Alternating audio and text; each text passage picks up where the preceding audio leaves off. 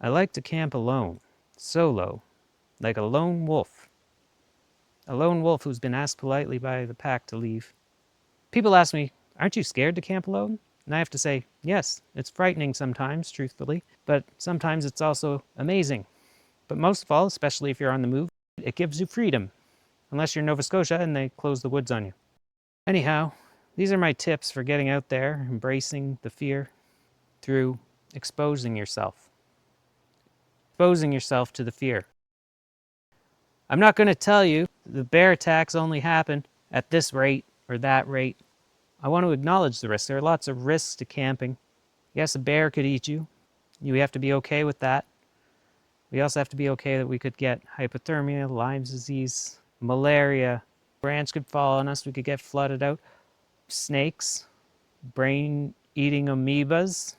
We want to assume that that 500-pound bear in the woods is not more scared of you than you are of him. He can smell you 20 miles away, and he will eat you, and you will fit in his stomach. We don't want to rely on the rarity of those events occurring to keep us safe, so have good camping practices. For animals, secure your food, keep anything with odor away. You'd be surprised what has odor. My skin looks terrible right now because I can't follow my Korean skincare routine or it'll attract a bear. You want to be careful with things like blood. For other risks, let people know where you are. I didn't tell anyone where I am right now, but you want to tell people where you are so they can find you dead or alive. Educate yourself about the area. Scout it out if you can. If not, check the weather. If it's a new country or something, check the new risks. Are there new diseases? Are there people? People can be very dangerous too. The point is, there are lots of things we can do to keep ourselves safe. Let us assume now that you're a responsible camper. Now we can focus on the psychology. I'm not trying to give you psychological tricks, although I will have some of those. We are not using tricks. We are facing the fear through exposure. That means our subconscious mind needs to get used to this to integrate it. There are two ways to get comfortable with solo wild camping. One is to gradually ease your soft suburbanite mind into the woods alone. And the other is just trial by fire. Just go out there and do it. We'll start with the gradual first because that's what's going to work with most of you. That's what works with me. So set up where you're comfortable. Set up in your house if you have to. In increments, we move from where we're comfortable to where we're uncomfortable. And then eventually, before you know it, you're out there sleeping with Bigfoot. And more on that later. Maybe you don't have access to any of that, or maybe you can't afford it, or maybe you're just impatient. So in that case, we would just go to trial by fire. And in that case, you just get your friend to, drive you out as far as you can that's reasonable to somewhere that looks scary to camp. Somewhere safe, make sure it's safe, but somewhere scary. Remember, we have good camping practices. You could up the fear. You could get your friend to randomly visit you in the night dressed as a bear. If that thought makes you anxious, then that's just proof that it's a fear. It's a fear of fear. And the fear that's left is just your responsible fear, the reasonable fear that we want to have that keeps us safe.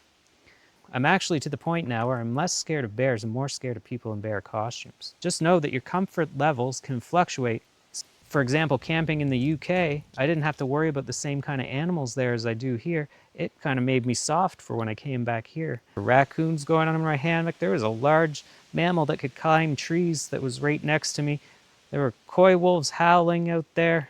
There's also this really loud whacking on the trees. It sounded like a baseball bat hitting the trees as hard as it could. Or maybe rocks, I'm not sure. It was so loud it would wake me up every 15 minutes, so I couldn't sleep even if I wanted to. I don't know what that was. I'm pretty sure it was Bigfoot. But with that being said, you don't want to traumatize yourself. You don't want to go too far. You want to know your limits. Okay, maybe all of this is fine. You understand that exposure is the best way. But what about your intrusive thoughts and your anxiety? I've had an anxiety and overthinking problem all my life. But I can do this. I can solo wild camp, so it's possible. Do you know how much I overthought this video? And it probably doesn't even matter. Exposure helps, but maybe if you're an anxious overthinker like me, you want to be a little more gradual. Maybe avoid the trial by fire. Maybe be a little more gradual. And on top of that, there are a few little mental tricks we can use. Not to be delusional about our situation. We don't want to forget our healthy fear, but we have some mental tricks we can do to help us. One thing I like to do is I like to mentally reframe things. Like I look forward to the prospect of seeing wildlife. Wouldn't it be neat if I caught a bear on video right now behind me or something stalking me? You guys would know before me, or would I ever know? Also, another thing you can do is you can treat it like home. Do what you would do at home, like meditation, journaling, reading. Don't don't be reading like electronics, though. That's not what we're here for. We're not here to read Reddit in the middle of the woods. But another thing I like to do is I like to listen to my gut. I like to camp in place with good vibes, as they say. Some places just give me the willies, and I think there's a deep evolutionary reason for that. I think probably good to listen to your gut in those situations. So camping in a place where it feels safer, even if there's no logical explanation, I think that's helpful for your psychology, and I believe it's helpful for your safety too. I think we have more intelligence in our subconscious than we even realize. You also want to make sure it feels psychologically comfortable to get out of your tent or hammock, your shelter at night, like where you're looking when you go out, get out to pee. You want a good pee strategy. Where you're looking, you don't want it to be scary. Your overthinking and intrusive thought might give you fear of supernatural things. I've seen some stuff. There's some stuff out there. I don't know. Again, the same strategies we apply, the exposure and the precautions. You can take precautions against supernatural things. You can research the area. You know, don't go camping next to a military base where they do all these experiments. We have to accept that these things could exist. We don't want to be delusional, but you don't want to be caught by surprise if this stuff does exist. I know that ET still lives under my bed from childhood, but I just have to keep my toes under the blanket and it's fine. Your mental health is directly impacted by your physical health, so why not eat healthfully? Eat a lot of carbs, by the way. When you wake up in the middle of the night, it's a lot of the time is because you haven't eaten enough carbs and you're getting a cortisol spike and it's keeping you up at night. So we'll be more relaxed if we, have a nice carb crash. Especially in a day on a bike tour, you've burned all your calories. Have you ever fasted before and tried to sleep? It's kind of like that. So I make sure to eat my face off before I go to bed so I can get a good sleep. And that being said, don't sedate yourself. I mean, food is one thing, but don't use drugs and alcohol to get over this. Our subconscious mind relies on a sober mind to integrate this stuff. The exposure won't work if you're constantly pushing it down with alcohol. We want to face our inner demons. We want to face our outer demons. This is how we don't do drugs. Drugs are bad. Short term, the drugs and alcohol, maybe it'll help you sleep, but in the long term, it's not going to help you get exposed to camping in the way we want to, or your physical or mental health. Also with drugs and alcohol, can you imagine being in the middle of the woods and being impaired? Can you imagine what if a cougar came after you? How would you deal with a cougar if you're drunk? I actually have an experience with this 20 years ago in Florida. I was in Orlando and there was a cougar very interested in me.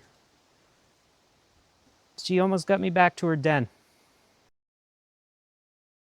Anyway, there we have it. I'm hopeful that what you took away from this is for solo wild camping. The best things are safety and preparedness, and then exposure of your psychology to it, right? And then maybe some psychological hacks if you're extra anxious. But really, the best tip I could give you is don't go camping alone. Some of us poor souls don't have any friends. We can't do it. And nobody will do it with me. So you could show me that somebody likes me by liking my video. At least dislike it to acknowledge my existence.